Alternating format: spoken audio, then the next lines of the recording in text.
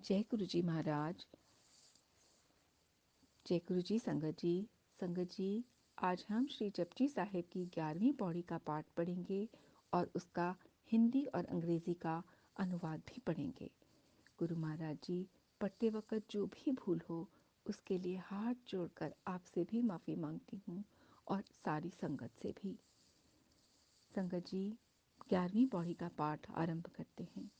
एक ओंकार, धन गुरु नानक देव, सतनाम वाहिगुरु। जय गुरु जी महाराज। श्री जपजी साहिब की 11वीं Pauri.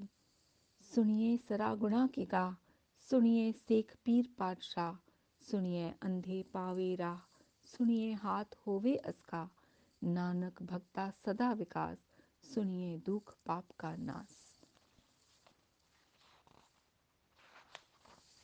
Meaning: listening, dive deep into the ocean of virtue.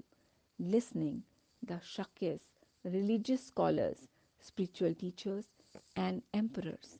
Listening, even the blind find the path. Listening, the unreachable comes within your grasp. O Nanak, the devotees are forever in bliss. Listening, pain and sin are erased.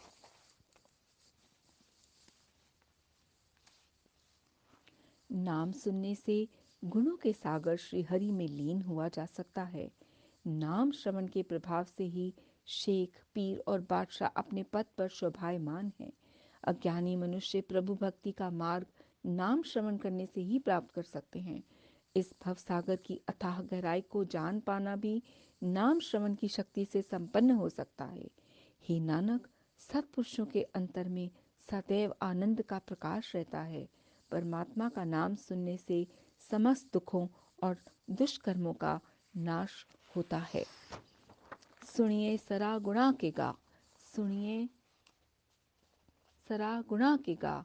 हर नाम सुनने की महिमा बताते हुए गुरु नानक देव जी सिद्धों को बता रहे हैं कि सत्संग सुनने वालों के गुणों की गहराई समुद्र सरा के समान होती है।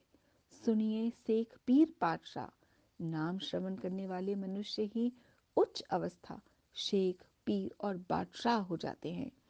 सुनिए अंधे पावे राह, नाम सुनने के प्रताप से अंधे इंसान भी रास्ता ढूंढ लेते हैं, यानी अज्ञानी और भटके हुए लोगों को भी सही राह मिलती है। साथ संगत जी, गुरु महाराज ने अंधे उन्हें नहीं कहा जिनकी आंखें नहीं हैं। जिनकी आंखों पर अज्ञान की पट्टी बंधी है वे प्रभु की नजर में अंधे हैं। बाणी भी फरमाती है, अंधे एह न आखिए, जिन मुख लोयण नाही, अंधे सेई नानका, खसमो खुदे जाही। यह ग्रंथ साहिब में अंक नंबर 954 पर लिखा है। इसका अर्थ है, अंधे उन्हें मत कहिए जिनके मुंह पर आंखें नहीं। गुरु नानक जी कहते हैं, अंधे तो वे हैं जो खसम अर्थात मालिक परमात्मा से गुत्थे अर्थात बिछड़े हुए हैं। सुनिए हाथ होवे असका, नाम की महिमा सुनकर अमल करने वालों के हाथ में अर्थात उनकी आज्ञा में समुद्र, सागर, नदियां भी रहती हैं। एक दूध बेचने वाली गुजरी अपने गांव से रोजाना दूसरे गांव में दूध बेचने जाती थी। बीच में नदी थी, उसे पार करने के लिए नैया पर सवार होकर जाती थी और 1 टका रोजाना खर्च होता था। एक बार समय से पहले दूध बिक गया। वह मंदिर में गई। पंडित जी कथा कर रहे थे कि राम नाम के जपने से इंसान भवसागर से पार हो जाता है। गुजरी ने सोचा, जब भवसागर पार किया जा सकता है तो यह छोटी सी नदी है, इसे तो मैं राम नाम जप के पार कर ही सकती हूँ। रोजाना 1 टका क्यों खर्चूं? इसी भरोसे पर अगले दिन जब वह दूध बेचने के लिए दूसरे गांव के लिए नदी के किनारे पहुंची तो राम राम करते हुए नदी में घुस गई। परमात्मा भरोसे वालों का भरोसा कभी नहीं तोड़ते और बराबर नदी उसे रास्ता देती गई और वह पार कर गई। इसी तरह रोजाना उसका यह नियम हो गया। राम राम कह के वह अपने गांव से दूसरे गांव तक नदी पार करके जाती रही। एक दिन उसने सोचा, जिन पंडित जी की कथा सुनने से मैंने इतने पैसे बचाए हैं, क्यों ना उन्हें अपने घर ले जाकर खाना खिलाया जाए।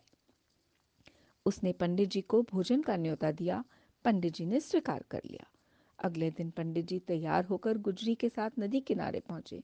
गुजरी ने कहा, चलिए नदियाँ पार करनी है। पंडित जी ने कहा, नैया कहाँ है? गुजरी ने कहा, नैया की क्या ज़रूरत, मैं तो रोज़ाना ऐसे ही राम राम कह के पार हो जाती हूँ। आप भी आइए पंडित जी। पर पंडित जी को तो भरोसा ही नहीं था। कहा, पहले तुम आगे बढ़ो। गुजरी आगे बढ़ी।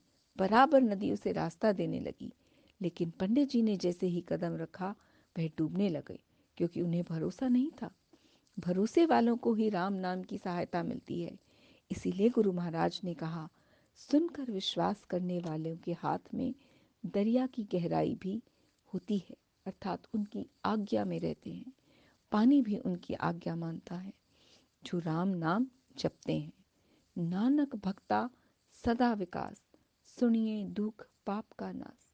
गुरु नानक देव जी कह रहे हैं, इसीलिए भक्तजनों का मन हमेशा प्रसन्न रहता है, क्योंकि इस अवस्था तक पहुंचने वालों के सारे दुखों और पापों का नाश हो जाता है। सुनने के महात्म में उसकी महिमा की 4 पौड़ियां संपन्न हुई। अगली हाजिरी में सुनकर मानने वालों की महिमा का वर्णन गुरु पातशाह सिर पर आशीष भरा हाथ रख कर करवाएं। संगत का प्यार भरा आशीर्वाद भरपूर मिल रहा है, आगे भी मिलता रहेगा। इसी भरोसे के साथ हमारी चरण वंदना स्वीकार करें। सुनिए सरा गुणाह की गाह।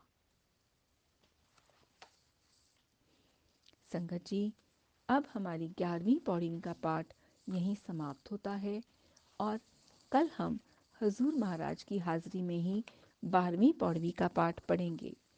संगत जी, पढ़ते वक्त हुई भूल चूक के लिए गुरु महाराज से और आप सब से मैं माफ़ी मांगती हूँ। जय गुरु जी महाराज।